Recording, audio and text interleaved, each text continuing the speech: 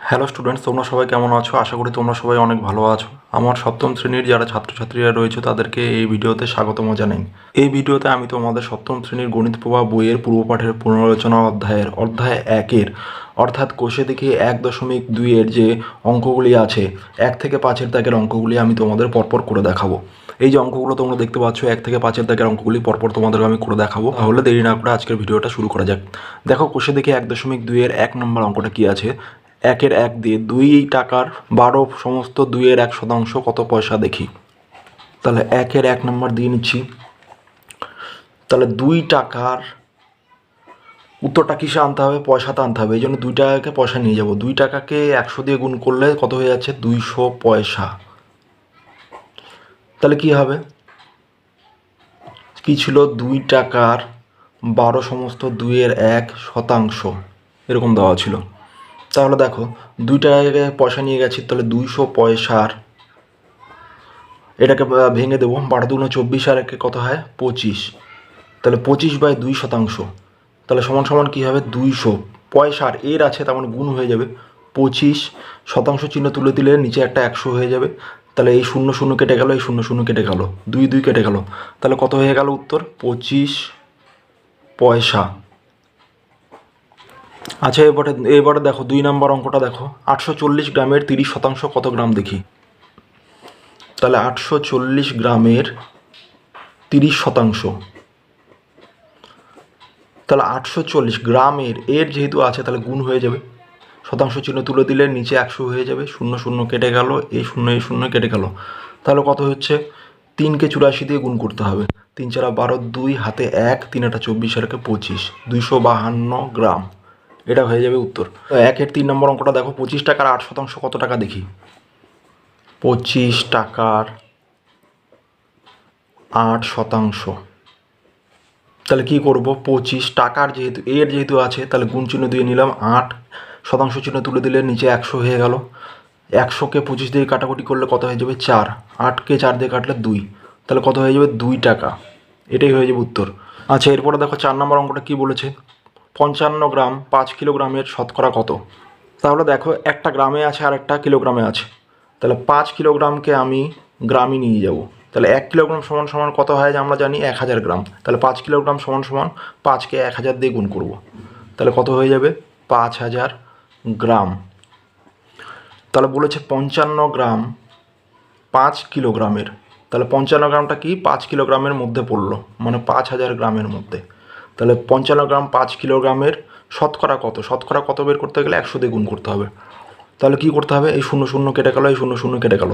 তাহলে 55 আর 50কে 5 দিয়ে কাটবো। 5 ওকে 5, 5 ওকে 5, নিচে হয়ে যাবে 5 10 50। তাহলে উপরে থাকলো 1 11, নিচে থাকলো 10। তাহলে এবার ভাগ করে দেবো।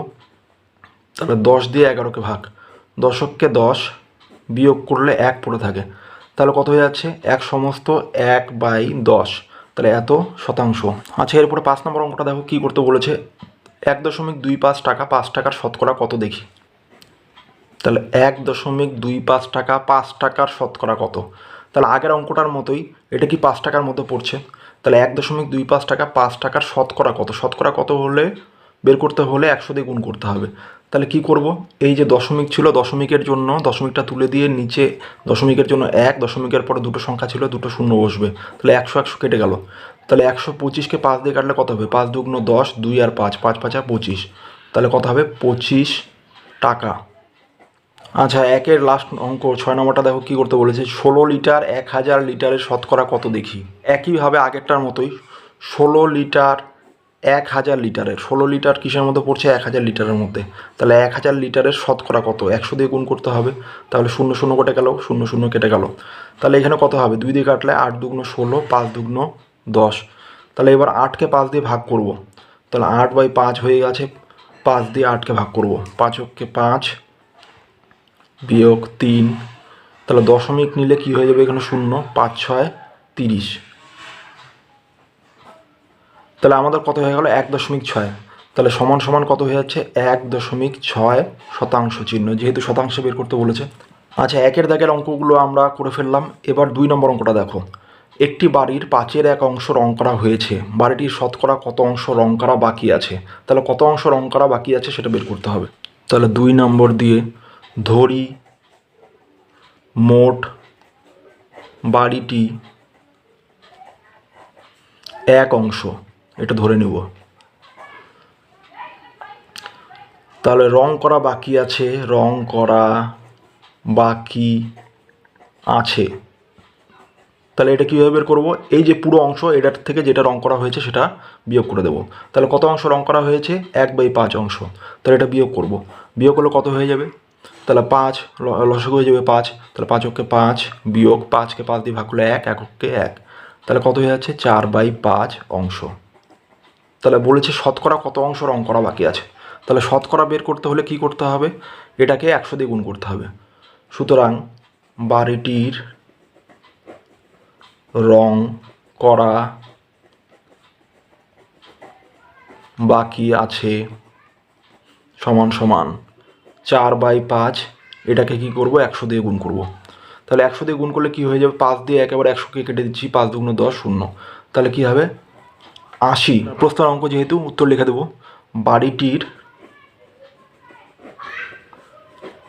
80% রং করা বাকি আছে। এবার দেখো 3 নম্বর অঙ্কটা কী করতে বলেছে। নূরজাহানের শ্রেণীতে 30% ছাত্রী আছে। শ্রেণীর মোট ছাত্রছাত্রীর সংখ্যা 60 জন। হিসাব করে দেখি নূরজাহানের শ্রেণীতে মোট কতজন ছাত্র আছে। তাহলে কি লিখব? মোট ছাত্র ছাত্রী 60 জন।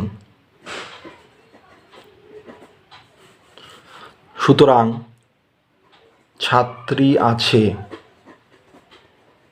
সমান সমান 60। ছাত্রী কত ছিল? 30%। তাহলে 30% দিয়ে গুণ করে দেব। তাহলে সমান সমান কত হয়ে যাবে? 60। 30% চিহ্ন তুলে দিলে নিচে 100 হয়ে যাবে। 0 0 কেটে গেল, 0 0 কেটে গেল। তাহলে 3 6 18 জন। তাহলে ছাত্রী আছে 18 জন। উত্তরে কি বের করতে বলেছে? ছাত্র কতজন আছে। তাহলে ছাত্র কি হবে? মোট ছাত্রছাত্রী কত ছিল? 60 জন। তাহলে 60-এর থেকে যদি 18 বিয়োগ করে দিই তাহলে ছাত্র বের হয়ে যাবে। সুতরাং ছাত্র আছে সমান সমান 60 বিয়োগ 18 সমান সমান কত হবে? তাহলে 60 থেকে 18 বিয়োগ করলে হয়ে যাবে 42 জন। এটাই উত্তর। আচ্ছা, এরপরে 4 নম্বর অঙ্ক দেখো। 120 কিগ্রা মিশ্র সারে ইউরিয়া ও পটাশের পরিমাণ যথাক্রমে 60% ও 40%। ওই মিশ্র সারে কোন সার কত কিলোগ্রাম আছে হিসাব করে লিখি। তাহলে মোট সার সমান সমান কত আছে? 120 কিগ্রা। সুতরাং ইউরিয়া আছে, তাহলে 120-র মধ্যে কত পার্সেন্ট ইউরিয়া আছে? 60%। তাহলে 120-কে 60% দিয়ে গুণ করে দেব। সমান সমান কত হয়ে যাবে? 120 গুণ 60/100। তাহলে কত হয়ে যাবে? দেখো, এই 0 কেটে দেবো, এই 0 কেটে দেবো। তাহলে 6-কে 12 দিয়ে গুণ করলে কত হয়ে যাবে? 6 দুগুণ 12 দিয়ে হাতে গেলো 1, 6 6 7, 72 কিগ্রা। তারপরে পটাশ আছে, পটাশ কত? এবং পটাশ আছে সমান সমান 120 গুণ 40% ছিল, 40% দিয়ে গুণ করে দেবো। তাহলে কি হয়ে যাবে? 120 গুণ 40% চিহ্ন উঠে গেলে নিচে 100 হয়ে যাবে। 0 0 কেটে গেল, 0 0 কেটে গেল। তাহলে 4 12 48 কিগ্রা। তাহলে প্রশ্নের অঙ্ক যেহেতু, উত্তর লিখে দেবো। সুতরাং মিশ্র সারে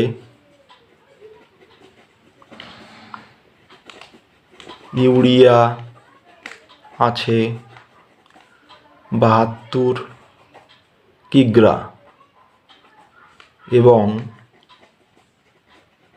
পটাশ আছে 48 কিগ্রা।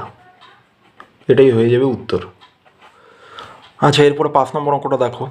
5 নম্বর অঙ্কটা কী বলেছে? আমার স্কুলের খাতার দাম ছিল 10 টাকা, এখন সেই খাতা আমি 12 টাকায় কিনি। হিসাব করে দেখি খাতার দাম শতকরা কত বেড়েছে। আগে খাতার দাম কত ছিল? 10 টাকা, এখন হয়েছে 12 টাকা। তার মানে কয় টাকা বেড়েছে? 2 টাকা। এখানে প্রথমে লিখে নেব খাতার দাম বেড়েছে সমান সমান, তাহলে পরে হয়ে গেল 12, আগে ছিল 10, তাহলে কত বাড়লো? 2 টাকা। তাহলে কি লিখবো? কত টাকায় 2 টাকা বাড়ে? আগের যেটা মূল্য ছিল তার উপর 2 টাকা বাড়ে। তাহলে 10 টাকায়, ঐকিক নিয়মে করব অঙ্কটা, 10 টাকায় খাতার দাম বাড়ে 2 টাকা। 1 টাকায় খাতার দাম বাড়ে, তাহলে কত হয়ে যাবে? 2/10 টাকা। সুতরাং 100 টাকায়, শতকরায় বের করতে বলেছে, মানে 100তে বের করতে হবে। তাহলে এখানে কি হয়ে যাবে? সমান সমান 2, উপরে 100 চলে যাবে, নিচে হয়ে যাবে 10। তাহলে 0 0 কেটে গেল, 10 দুগুণ 20 টাকা। সুতরাং খাতার দাম বেড়েছে 20%। এটাই হয়ে যাবে উত্তর।